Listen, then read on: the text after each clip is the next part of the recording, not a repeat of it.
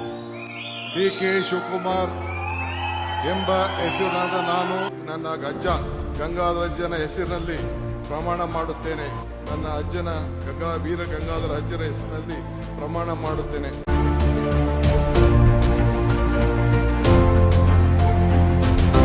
ಹಾಗಾದ್ರೆ ವೀರ ಗಂಗಾಧರ ಅಜ್ಜ ಅಂದ್ರೆ ಯಾರು? ಬಾಲ್ಯದಲ್ಲಿ ಶಿವಪೂಜಾ ಪ್ರೇಮಿಯಾಗಿ ಮಹಾರಾಷ್ಟ್ರದ ಗುರುಕುಲದಲ್ಲಿ ಕಾವ್ಯ ವ್ಯಾಕರಣ ಸಂಸ್ಕೃತ ವೇದಗಳ ಅಧ್ಯಯನ ಮಾಡಿ ಬಾಲಿಕೊಪ್ಪ ಹಿರೇಮಠದ ಪಟ್ಟಾಧೀಶರಾಗಿ ಕಾಡು ಮೇಡುಗಳಲ್ಲಿ ಘನಘೋರ ತಪಸ್ಸನ್ನ ಆಚರಿಸಿ ಕ್ರೂರ ಪ್ರಾಣಿಗಳನ್ನ ತಮ್ಮ ತಪಸ್ಸಿಗೆ ಶರಣಾಗಿಸಿ ಪ್ರತಿದಿನ ಬೇವಿನ ರಸವನ್ನ ಸೇವಿಸಿ ಗರಡಿ ಮನೆಗಳಲ್ಲಿ ತಾಲೀಮನ್ನ ತೆಗೆದು ತಾವೇ ಸ್ವತಃ ಉತ್ತಿ ಬಿತ್ತಿ ಬೆಳೆದು ಭಕ್ತರಿಗೆ ದಾಸೋಹ ಮಾಡಿ ತಾವೇ ಸ್ವತಃ ಬಾವಿಯ ಕಡೆದು ಭಕ್ತರಿಗೆ ನೀರುಣಿಸಿ ಶಿವಪೂಜೆಯ ಸಂದರ್ಭದಲ್ಲಿ ವಿಷಸರ್ಪಗಳನ್ನೇ ಆಹ್ವಾನಿಸಿಕೊಂಡು ದಟ್ಟ ಅಡವಿಯಲ್ಲಿ ಶ್ರೀ ಮುಕ್ತಿ ಮಂದಿರ ಧರ್ಮಕ್ಷೇತ್ರವ ಸಂಸ್ಥಾಪಿಸಿ ಶ್ರೀಮದ್ ರಂಭಾಪುರಿ ಪೀಠದ 119ನೇ ಜಗದ್ಗುರುಗಳಾಗಿ ಅಂದಿನ ರಾಷ್ಟ್ರಪತಿ, ಉಪರಾಷ್ಟ್ರಪತಿ, ಪ್ರಧಾನಮಂತ್ರಿ, ಮುಖ್ಯಮಂತ್ರಿಗಳಿಗೆ ನಿಷ್ಠುರತೆ ಮತ್ತು ನ್ಯಾಯಪರತೆಯನ್ನ ಪರಿಚಯ ಮಾಡಿಸಿ ಜಗದಗಲ ಮುಗಿಲಗಲ ಮಾನವ ಧರ್ಮಕ್ಕೆ ಜಯವಾಗಲಿ, ಧರ್ಮದಿಂದಲೇ ವಿಶ್ವಕ್ಕೆ ಶಾಂತಿ ಎನ್ನುವ ವೀರ ಉದ್ಘೋಷವ ಮೊಳಗಿಸಿ ಶಿವ ಸ್ವರೂಪಿ ಜಂಗಮನಾಗಿ ವಿಶ್ವ ಕಲ್ಯಾಣ ಯೋಗೀಶ್ವರ ವೀರ ವೈರಾಗ್ಯ ತಪೋನಿಧಿ ವೀರ ವಿಭೂತಿ ಶ್ರೀ 1008 ಶ್ರೀಮದ್ ರಂಭಾಪುರಿ ವೀರ ಸಿಂಹಾಸನಾಧೀಶ್ವರ